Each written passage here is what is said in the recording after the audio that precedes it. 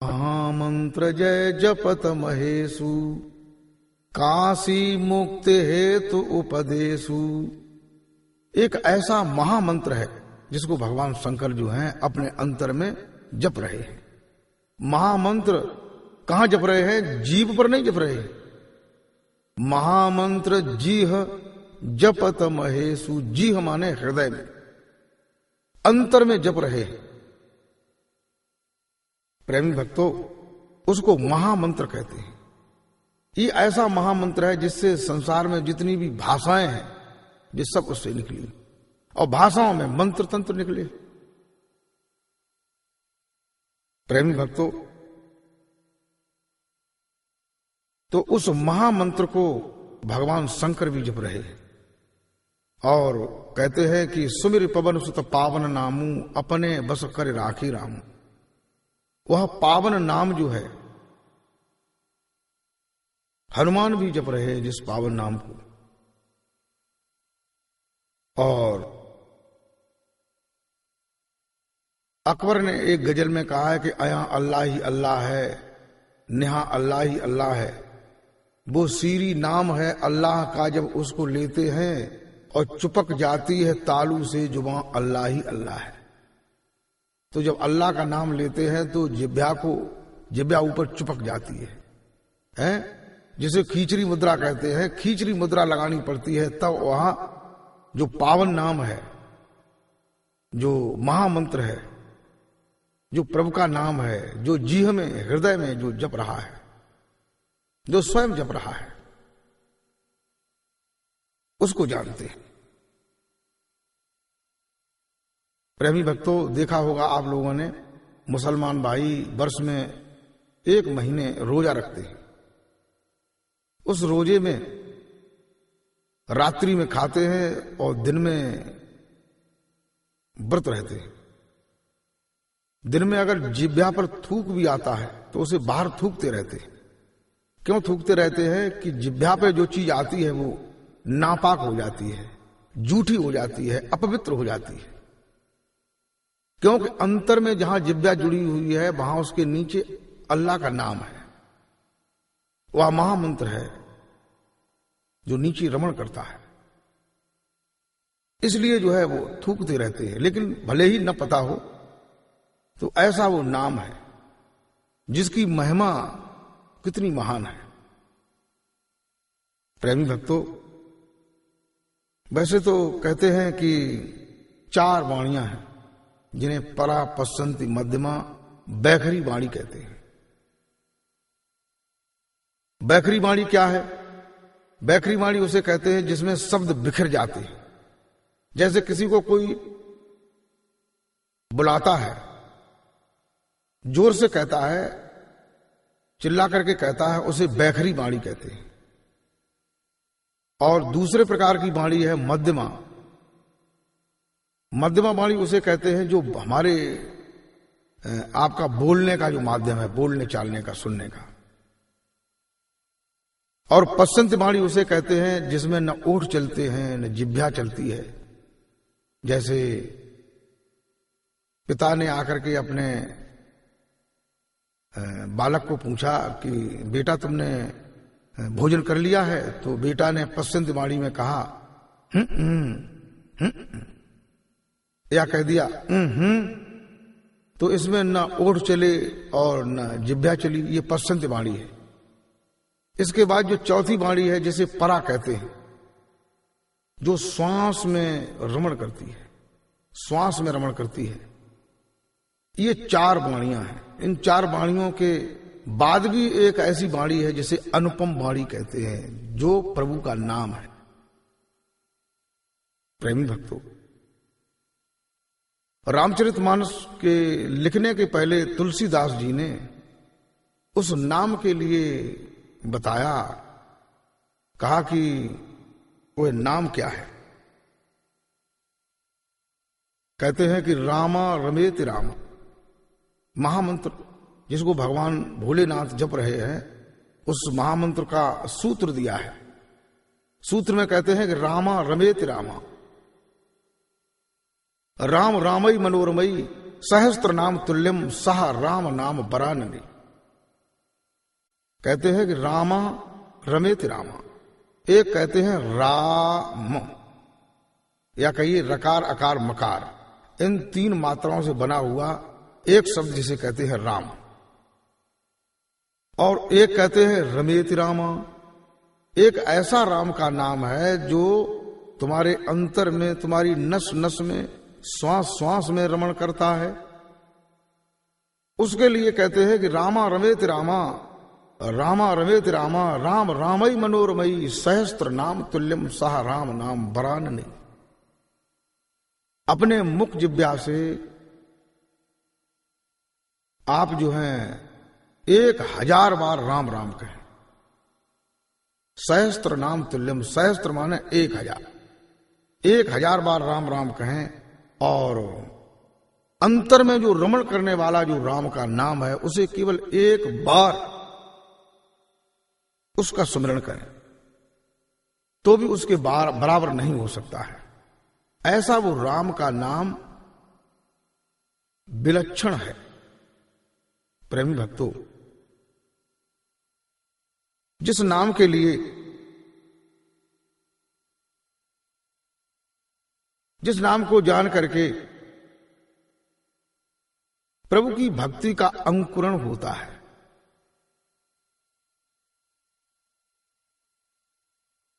प्रभु की भक्ति जो है उदय हो जाती है, जो रमण करने वाला नाम है, जिसके लिए कहते हैं कि जास नाम सुमिरत एक बारा, उतर ही नर भव सिंधु अपारा। गोस्वामी तुलसीदास जी कहते हैं कि जास नाम सुमिरत एक बारा, एक बार, केवल एक बार सुमिरन करने से मनुष्य भव सागर से पार हो जाता है। वो कौन सा नाम और वो कौन सा बार है? जब तक हम ये नहीं समझेंगे कि अर्थ क्या है, तब तक उसका सार बोध नहीं होगा। क्योंकि अर्थ से ही, जब तक अर्थ नहीं होगा बल्ब नहीं जल सकता। ऐसे ही शब्द का अर्थ शब्द में मिला हुआ है। तो कहते हैं कि जास नाम सुमिरत एक बार। संसार के लोगों ने क्या समझा कि उसका नाम जो है राम है, तो हम राम राम कहते हैं, तो उससे भवसागर से हम पार हो जाएंगे। अपने लड़के का नाम रख लिया श्री राम, राम दयाल रामचरण। भागवत में भी कथा आती है कि वो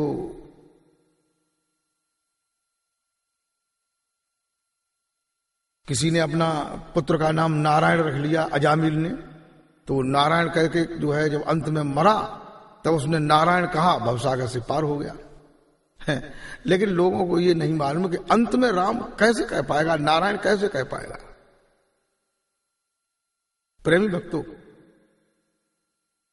जब शरीरांत होता है, कहते हैं अंत मता सो गता, अंत में जो मत होती है वही उसी में जीव गत करता है। तो जब शरीरांत होता है तो सबसे पहले कर्मेंद्रियां शिथिल होती हैं। जब कर्मेंद्रियां शिथिल होती हैं तो हाथ, पैर, मुख, लिंग, गुदा, ये 5 कर्मेंद्रियां हैं, ये शिथिल हो जाती हैं। तब परिवार के लोग, पास के लोग कहने लगते हैं कि अब जो है पिताजी के हाथ पैर जो है वो ठंडे पड़ गए हैं। अब जमीन पर जो है गाय के गोबर से नीचे जमीन सुंदर बनाकर लीप करके कुशों का आसन बिछा करके अब पिताजी को जमीन पर ले लो। जब कर्मेंद्रियां शिथिल होंगी तो हाथों से तुम माला चलाते हो, मुख से जाप करते हो, वो तुम्हारा बंद हो जाएगा। और ज्ञानेंद्रियां, उसके बाद ज्ञानेंद्रियां शिथिल होती हैं, तब कहते हैं पिताजी का चित्त फट गया, अब वो किसी को पहचान ही नहीं पा रहे, न किसी की बात सुन रहे हैं। तो तुमने जिह्वा से जो मंत्र रटे थे, जो मंत्र तुम जानते हो, वे सारे मंत्र जो है नाकामयाब हो जाते हैं, सब व्यर्थ हो जाते हैं। फिर कोई भी मंत्र आप नहीं जप सकते, कोई भी साधन जो बैरमुख जानते हो नहीं कर सकते हो। प्रेमी भक्तों, अब विचार करो कि कौन सा नाम जो है जिसका एक बार स्मरण करेंगे उससे हम भव सागर से पार हो सकते हैं, वो कौन सा नाम है। प्रेमी भक्तों, और आगे जब बढ़ते हैं, अंत समय जब आता है तो शरीर के अंदर 10 प्राण हैं, जिन्हें प्राण, अपान, उदान, समान, बयान, नांग, कूर्म, कृकल, देवदत्त, धनुजय कहते हैं। तो इनका अलग अलग कार्य है।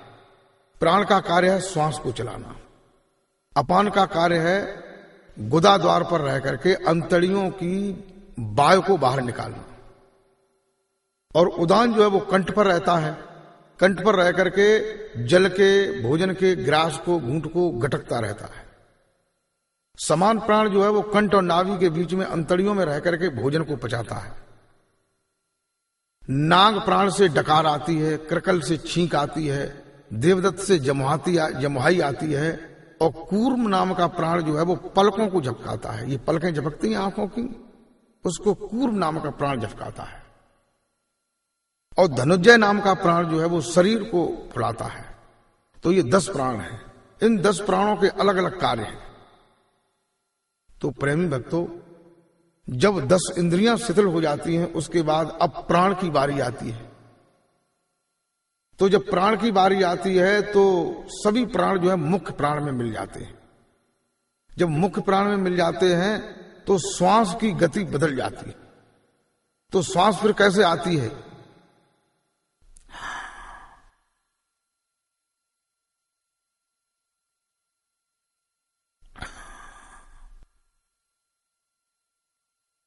ऐसे श्वास फिर आती है। अब बताइए, श्वास में तुमने कोई अगर साधन कर रखा है, वो भी साधन फेल हो जाता है। श्वास का जो अजपा है, पिंड का जो अजपा है, वो भी विखंडित हो जाता है। अब जो है, अब हम अभी जीव जो है वो शरीर से नहीं निकला। प्राण के मुंह हो जाने के बाद फिर जो है वो ये जीव जो है वो पिंड से ब्रह्मांड में पहुंच जाता है। इस ब्रह्मांड में जिसे मस्तिष्क कहते हैं, इसके भी 2 भाग हैं, ऑब्जेक्टिव माइंड और सब्जेक्टिव माइंड। सब्जेक्टिव माइंड कहिए जिसे हिंदी में कहते हैं तार्किक मस्तिष्क, जिसमें मन, बुद्धि, चित्त, अहंग, ये 4 अंतःकरण है। और ऑब्जेक्टिव माइंड कहिए चेतन मस्तिष्क, जिसमें विशेष चेतनता है, जहां तुम्हारे सारे जीवन के जो फिगर हैं, जो रील है, जो वीडियोग्राफी है, जो अंतर में जो है भरी हुई है, तुमने जो जो भी जीवन में किया है वो सब भरा है। फिर वो रील चलती है, जल्दी जल्दी से रील फास्ट करके जो है वो घुमाई जाती है, दिखाई जाती है कि तुमने क्या किया। तो जो जो काम ज्यादा किया है वही चित्त जो है उसमें संलग्न होकर के उसी दरवाजे से होकर के निकलता है। शरीर में बहुत दरवाजे हैं, अलग अलग दरवाजे हैं। नीचे के दरवाजे से जाता है गुदा द्वार से, तो मल मूत्र का कीड़ा बनता है। जो गुदा द्वार से निकलता है उसका मल खसक जाता है मृत्यु के समय। और लिंग द्वार से जाता है तो मूत्र हो जाता है, वो जलखान में जाता है, जल का जीव बनता है। और जो और ऊपर जो है हृदय द्वार से जाता है, वो जड़ योनि में जाता है, वृक्ष खाने में। और जो मुख से जाता है उसका मुंह खुला रह जाता है, तो वो अन्न खाने में जाता है, अन्न का कीड़ा बनता है। जो नासिका से जीवात्मा निकलता है तो नाक से हल्का सा लाल रंग का पानी निकलता है, तो वह पुष्प खाने में जाता है। पुष्प को सूंघने वाले जितने भी कीड़े होते हैं वो बनता है। आंखों से निकलता है तो आंखें खुली रह जाती हैं, तो वो अंडज खाने में जाता है, अंडे से होने वाली जीव बनता है। उसके ऊपर जो है रंध्र द्वार से जाता है, वो मनुष्य योनि को प्राप्त होता है, राज पदवी को प्राप्त होता है। और भी ऊपर अगर विशेष साधन मिला है, विशेष सद्गुरु की युक्ति मिली है, तो अमर लोक तक जाता है। और 10वें द्वारे से अगर जाता है तो सतलोक तक जाता है। सतपुरुष के यहां उस अपने घर पहुंच जाता है। तो प्रेमी भक्तों,